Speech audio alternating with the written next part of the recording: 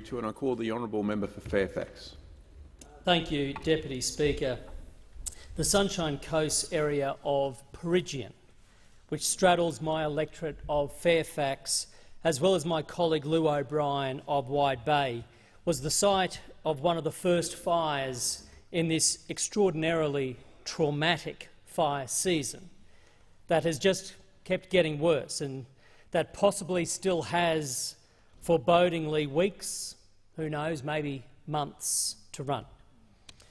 The first of several fires in the Peregian Springs, Peregian Beach area was in September, well ahead of summer and just ahead of the formal start of the fire season, insofar as we can still talk about the fire season in defined parameter ways. Very thankfully, no one lost their lives in any of the Sunshine Coast incidents. And while only one home was lost, the home of 89-year-old Pamela Murphy, we can now recognise that we have gotten off relatively lightly, so far at least relative to many other parts of the country, even though, at the time, the fires threatened much more drastic outcomes. I visited the burnt home of Mrs Murphy, together with the Governor-General, in September, and have subsequently met with a number of locals who have been impacted by these fire events. It is evident from our conversations that some are still suffering from shock and ongoing trauma, even several months later, as they get back on their feet and they try to rebuild their lives. For anyone who needs help to move on, I would encourage them to access the free mental health support that is available.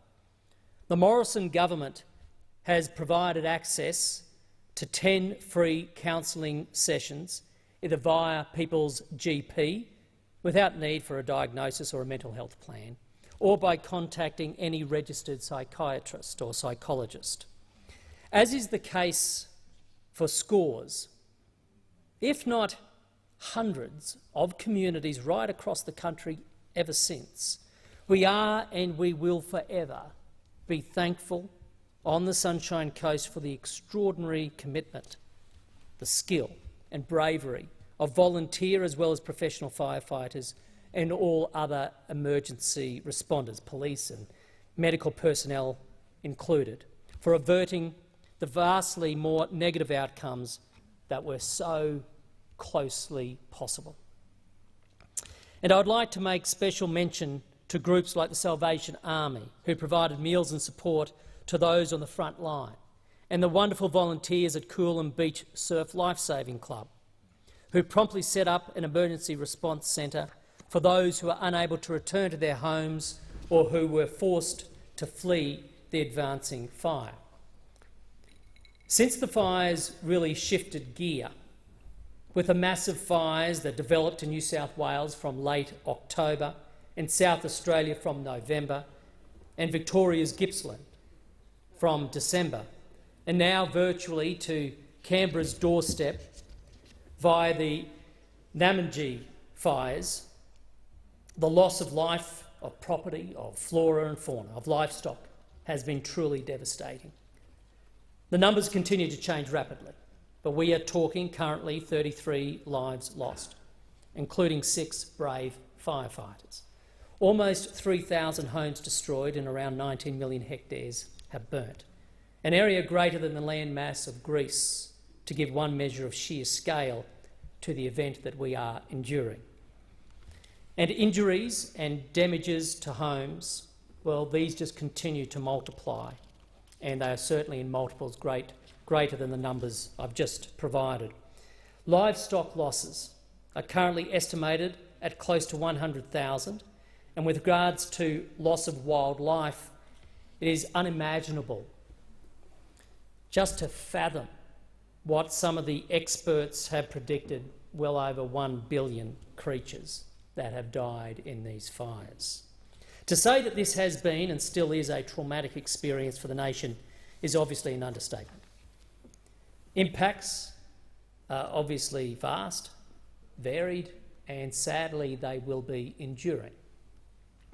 As I mentioned before, the impact on the mental health of the families of victims, of those who lost property, of those who fought and still fight these fires, the cost to the mental health of those whose livelihoods have been threatened or much diminished by fire, the mental health of people simply traumatised by threats, sometimes lasting for days, weeks and even months, often repetitively, is inestimable.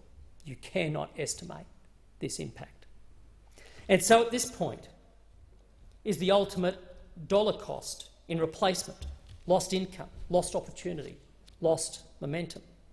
It will clearly be measured in billions, many billions, and there will be a long tail to the economic cost for individuals and for businesses. Years will pass before we can properly measure it. As we move forward from this extraordinary season, which still has weeks and, God help us, if it's months to run, we will need a collective will to handle the recovery and to determine and take the practical, sensible measures to mitigate a repeat of this catastrophe, because there will, of course, still be more fires in Australia. History alone tells us that. I commend the Prime Minister's leadership, not just in relation to the scale and nature and timing of response, and the response he led on behalf of the Commonwealth, but also in terms of the fact that he is already suggesting some ways in which we can be better prepared next time, including a more proactive role to be carved out by the Commonwealth. A key to that is, I think, the discussion he has already started around cooperatively establishing new parameters for relationships with the states, and of the need to focus on sensible, practical measures to mitigate the fires next time. A great deal of information will be coming forward in the next few months from many sources that will no doubt help on those issues that, properly assessed and acted on, could help us come through the next fire disaster with, subject to luck as well, lower mortality and less damage overall. The Prime Minister has made it clear that there will be a multidisciplinary forensic examination of what has happened in order for ongoing development of the response and towards development of sensible, practical policy for the future. As a government, we will also be able to draw on various recent as well as already established inquiries and test all the conclusions against what we now learn from the current season and the wider body of work that will be undertaken on it. A House committee that I chair, the Standing Committee on the Environment and Energy, is already examining one important aspect of this preparation, and that is the efficacy of past and current vegetation and land management policy, their practices, legislation and their effect on the intensity and frequency of bushfires and the subsequent risk to life, to property and indeed also to the environment.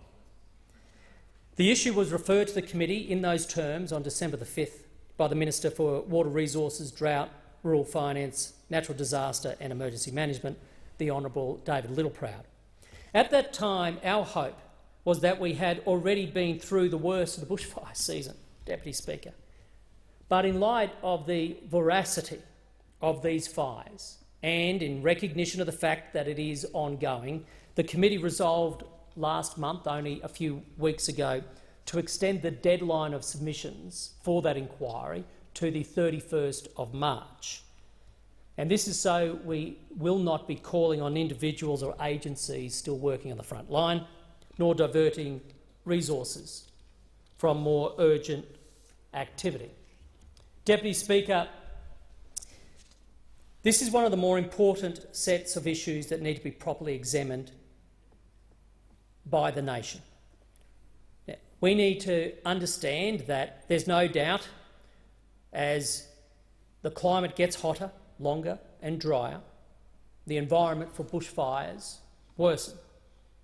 But we need to understand that improving the way we manage our landscape is key, public and private. We need to come up with common sense, practical actions to reduce the hazards. We need to take safe, controlled action. I recently met with an Indigenous leader on the Sunshine Coast. His name was Tice Muckin. Now, he's part of the Cubby Cubby tribe, and he spoke to me about how our Indigenous peoples have done cycle burns. And there is so much more we can learn, not just from our fireys, from those who have been on the front line this season, but also from our First Peoples. I can remember learning as a child about the fire triangle and the idea that you need to have fuel, you need to have ignition, and you need to have the right weather in order to divert a fire or for a fire to be created. And indeed, as we look at this bushfire season, we need to look at all those factors. We need to look at factors relating to the weather. We need to look at factors in that relating to the climate. We need to look at fuel, and we need to look at the issues of ignition, including the issues of arson. Can I lastly say, Deputy Speaker, that as Chair of the House Committee, we would welcome submissions, especially from those people who have hands-on experience. It is important that we hear from them and from those who have been impacted. And I close by just again thanking everybody who has done their bit as we come together as a nation to work collectively to try to mitigate this catastrophe from happening again. I thank